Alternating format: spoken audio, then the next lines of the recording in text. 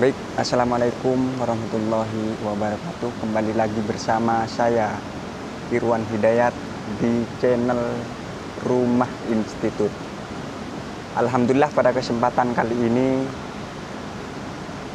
saya dari Rumah Institut kedatangan tamu kehormatan. Tentunya ini jauh-jauh dari Kota Makassar ke Jakarta.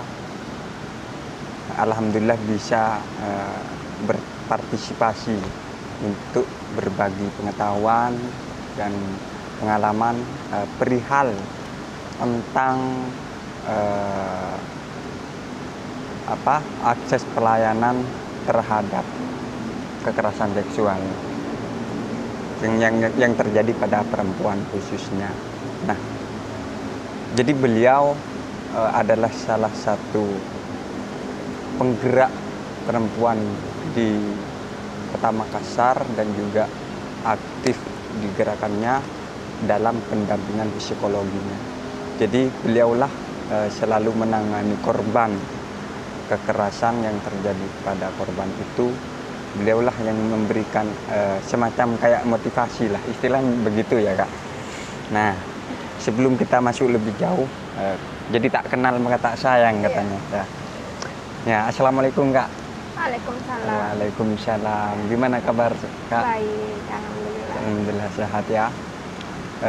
Ini Kak, apa namanya, kan Kakak sudah sering melakukan turunlah ke lapangan perihal yang terjadi pada perempuan. Akhir-akhir kemarin ini terjadi, sempat membooming lah kejadian itu. Mungkin saya tidak lebih fokus pada persoalan kekerasannya, tapi persoalan cara bagaimana untuk menangani korban itu dari secara mental, istilahnya begitu. Gimana? Jadi pertama-tama saya kenalkan diri tadi ya. Jadi saya memang nama saya Nurismi Ramadhani. Jadi teman-teman di Makassar panggilnya Riris gitu. Jadi memang selama ini aktif dalam gerakan-gerakan perempuan juga gitu. Setelah itu memang fokusnya dari tahun 2019 itu melakukan penguatan psikososial bagi komunitas-komunitas rentan, marginal dan minoritas gitu. Jadi kita dari tahun 2019 itu aktif melakukan penguatan kelompok gitu terhadap korban-korban kekerasan gitu, baik laki-laki maupun perempuan gitu. Tapi spesifik ketika saya beberapa tahun ini aktif dalam gerakan perempuan, kita melihat begitu ada persoalan yang jauh berbeda gitu ketika kekerasan yang dialami perempuan dengan laki-laki gitu. Nah, di Makassar atau secara umum di Sulawesi Selatan, semua terpusat di Kota Makassar sebagai ibu kota provinsi gitu. Jadi setiap layanan-layanan terhadap korban-korban kekerasan, baik itu kekerasan seksual, KDRT dan kekerasan lain, bentuk-bentuk kekerasan lainnya, itu memang terpusat di Makassar gitu. Ketika di daerah-daerah bantuan-bantuan penguatan psikologi, bantuan penguatan kesehatan mental seperti itu sangat boleh dibilang belum ada gitu. Belum ada dan sangat-sangat sebenarnya sangat dibutuhkan begitu, karena basis atau sumber kekerasan terhadap perempuan itu lebih banyak tersebarannya di daerah-daerah kabupaten gitu, kampung-kampung gitu. Anak-anak dinikahkan usia dini, dipaksa dikawinkan paksa gitu-gitu. Jadi ada banyak bentuk kekerasan gitu terhadap perempuan di daerah-daerah. Sampai kemudian saya melihat ada ketimpangan gitu. Ketika di Makassar pun kadang akses terhadap pelayanan psikologinya itu masih minim, apalagi di daerah-daerah. Ini yang kadang menjadi kegelisahan saya waktu itu. Nah, kemudian dari tahun 2019 saya mulai aktif di gerakan perempuan. Di tahun 2019 saya menginisiasi, kayaknya perlu nih ada satu komunitas gitu yang memang secara sukarela kita, karena di Makassar sebenarnya udah banyak bantuan layanan psikologi, bukan komunitas, bukan bantuan juga sih, tapi lebih ke biro gitu, biro-biro psikologi yang memang berbayar secara profesional gitu. Namun yang miss adalah komunitas komunitas yang memang punya perhatian, punya fokus untuk melihat persoalan ini gitu. Persoalan yang sangat besar ini yang memang benar-benar butuh bagaimana penguatan-penguatan psikologi itu diadakan gitu dalam aktivitas masyarakat gitu. Ini yang kita ini. Jadi memang itu yang menjadi. Jadi kakak itu sudah mulai dari tahun berapa? 2019. 2019. Nah, sekarang 2019, 20, 21, 22 kan? Jadi sudah 4 tahun. Iya. Sampai akhir ini masih tetap gerak. Masih tetap. Jadi kita dari tahun 2019 sebelum pandemi kan memang kita sering kumpul-kumpul tuh, kumpul-kumpul ngasih psikoedukasi gitu. Jadi kita kasih semacam informasi ketika misalkan kita mengalami ini, dampaknya ini, dan apa yang harus dilakukan ketika kita mengalami dampak-dampak dari kekerasan yang kita alami gitu-gitu kan. Kira-kira kalau ada dampak-dampak lanjutan harus kemana gitu. Jadi kita tetap rujuk ke psikolog karena kita kan rata-rata itu lulusan psikologi gitu. Ada sih kita kalau di komunitas saya itu ada direktur kita memang sudah psikolog tapi terbatas juga karena posisinya dia di Jakarta sementara kita di Makassar gitu. Jadi memang kita bergerak di Makassar tuh yaitu penguatan-penguatan psikologi gitu. Ketika ada yang kita temukan ternyata kasusnya yang berat gitu, butuh penanganan lanjutan, kita refer. Nah, mungkin dari cara penanganan pendampingan itu selama yang sudah ditangani Kakak Riris ya, Kakak Riris gimana terhadap korban itu? Penanganan. Dalam penanganan pendampingan. Kalau pengalaman pendampingannya sendiri lebih ke itu tadi, kita lebih ke personal dan penguatan komunitas gitu. Jadi ada yang secara preventif dan kuratif. Jadi ada yang penanganan yang sebelum terjadi nih kekerasan belum memiliki pengalaman itu kita sampaikan ya ada nih bentuk-bentuk kekerasan kayak gini. Ini mesti kita harus lebih berhati-hati gitu loh. Karena dampaknya ini. Nah, kepada korban yang telah mengalami itu kita kuatkan terus, kita berdayakan gitu. Kita setelah kita konseling misalkan kita tidak tinggalkan begitu saja, tapi kita kuatkan, kita rangkul, kita jadikan mereka kawan. Kita masukkan dalam komunitas. Jadi selama yang lain-lain. Jadi selama yang didampingi oleh komunitas Kak Riris, gimana perkembangan sampai hari ini? Alhamdulillah. Para korban. Iya, alhamdulillah. Mereka sangat excited, mereka sangat puas gitu. Bahkan kita ada rumah aman sendiri gitu kan. Rumah aman yang ini didedikasikan juga sama kawan yang kebetulan juga bagian dari komunitas kami. Itu menjadi rumah aman. Sekaligus sekretariatnya kita untuk berkumpul gitu.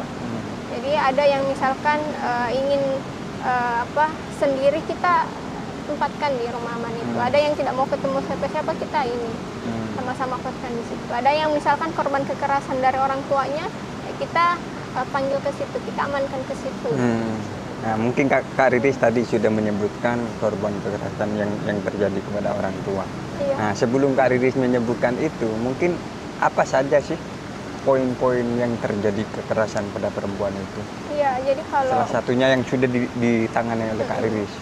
Kalau bentuk-bentuk pengalaman perempuan yang kita dokumentasikan dari pengalaman-pengalaman penguatan yang kita berikan itu, penguatan psikologi yang kita berikan, ada KKDRT gitu, kekerasan dalam rumah tangga, kekerasan seksual ini yang paling banyak, kemudian kekerasan dalam relasi gitu, KDP, kekerasan dalam pacaran gitu-gitu. Kemudian ada yang kekerasan yang memang dari lingkupnya orang dalamnya sendiri, keluarga gitu, orang tua, saudara gitu-gitu. Jadi memang ada juga yang misalkan mereka mengalami kekerasan pemiskinan gitu dari suaminya gitu. Jadi diabaikan gitu. KDRT juga cuman dirampas semua harta bendanya oleh suaminya gitu-gitu. Jadi banyak bentuk-bentuk gitu. Jadi ada juga kita kemarin ada yang mengalami kekerasan negara juga dalam hal ini, mereka dimiskinkan oleh sistem juga gitu. Kemarin kita menguatkan salah satu komunitas, jadi kita diundang nih ngasih penguatan komunitas gitu ke perempuan-perempuan buruh migran yang dari Malaysia gitu ke Indonesia. Mereka kan trauma gitu kan dengan segenap pengalaman perjalanan migrasi mereka yang sangat rentan sampai mereka pulang ke Indonesia tidak ada apa-apa lagi kayak gitu. Tapi mereka mulai bangkit, tapi mereka nggak bisa lupa pengalaman itu. Kita tidak berharap mereka akan melupakan pengalaman ini, tapi bagaimana mereka bisa lebih berdaya dengan pengalaman yang mereka miliki itu, bahwa pengalaman yang mereka miliki itu sangat berharga. Dan dari situ bisa mereka saling menguatkan lagi gitu. Betul. Dan mungkin ini yang paling terakhir. Iya. Ini kakak kan jauh-jauh dari Makassar ke Jakarta. Nah, ini kalau dari saya pribadi kan pasti ini ada sebuah harapan. Iya. Mungkin mau melakukan sesuatu itu di Jakarta karena ini sudah pusatnya gitu kan. Mungkinkah seperti itu kan? Iya, benar. Kita sebenarnya di Makassar itu sudah merancang beberapa rencana gitu, apa yang akan kita lakukan ke depan. Saya kesini memang ada beberapa tujuan juga, termasuk bagaimana ini terus disuarakan gitu, termasuk bagaimana misalkan mensounding gitu bahwa ada komunitas di ini gitu loh. Dan ya selain belajar juga di sini, yaitu tadi saya berharapnya ini bisa didorong gitu secara masif, bukan cuma di Makassar. Komunitas-komunitas ini bisa ada di berbagai komunitas gitu, meskipun tidak dalam bentuk komunitas saya, tapi bisa paling tidak di komunitas-komunitas anak-anak muda misalkan bisa aware dengan isu-isu kesehatan mental gitu, baik korban kekerasan terhadap perempuan ataupun korban-korban yang lain gitu yang mengalami bentuk-bentuk kekerasan gitu. Jadi berharapnya itu. Jadi paling tidak kehadiran saya di sini bisa mengintervensi lebih banyak organisasi misalkan, atau lebih banyak lembaga, bahwa ada situasi yang butuh gitu layanan-layanan seperti ini kayak gitu. Dan perlu diadakan secara inklusif dalam hal bagaimana ini bisa diakses oleh semua, tidak cuma kalangan atau kelas tertentu. Karena semua adalah manusia. Iya betul. Mungkin yang paling terakhir lagi kan, lagi ada motivasi, pesan, saran yang ingin disampaikan. Motivasi ini buat para korban yang sudah terjadi, meskipun tidak pernah disampaikan, tapi ini sebagai motivasi gitu. Oke. Yang saya sering sampaikan di setiap pertemuan dengan kawan-kawan yang sudah sangat luar biasa, sudah sangat hebat melalui banyak situasi-situasi yang tidak pernah kita bayangkan akan terjadi di hidup kita, atau sesuatu yang di luar dari dugaan kita gitu. Itu adalah satu pengalaman yang sangat berharga. Diri kita tetap berharga apapun yang terjadi di hidup kita. Kita tidak serta-merta berhenti menjadi manusia ketika kita mendapatkan banyak judgement misalkan, stigma dan lain sebagainya. Kita adalah manusia.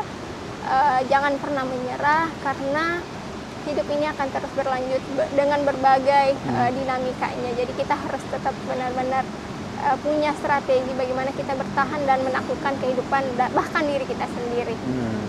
Tidak peduli apa kata orang di luar sana, yang penting kita harus tetap semangat dan terus melangkah maju untuk saling bertumbuh, saling menguatkan, dan saling bisa membangun kehidupan ini menjadi lebih baik lagi untuk semua orang. Luar biasa ini. Saya ucapkan banyak terima kasih Kak, sudah menyempatkan waktunya, dan juga saya diberikan waktu untuk hadir di tengah-tengah yang istimewa, tempatnya luar biasa ini. Dan sekali lagi saya ucapkan terima kasih. Mungkin itu saja dari saya, kurang lebih mohon maaf. Assalamualaikum warahmatullahi wabarakatuh.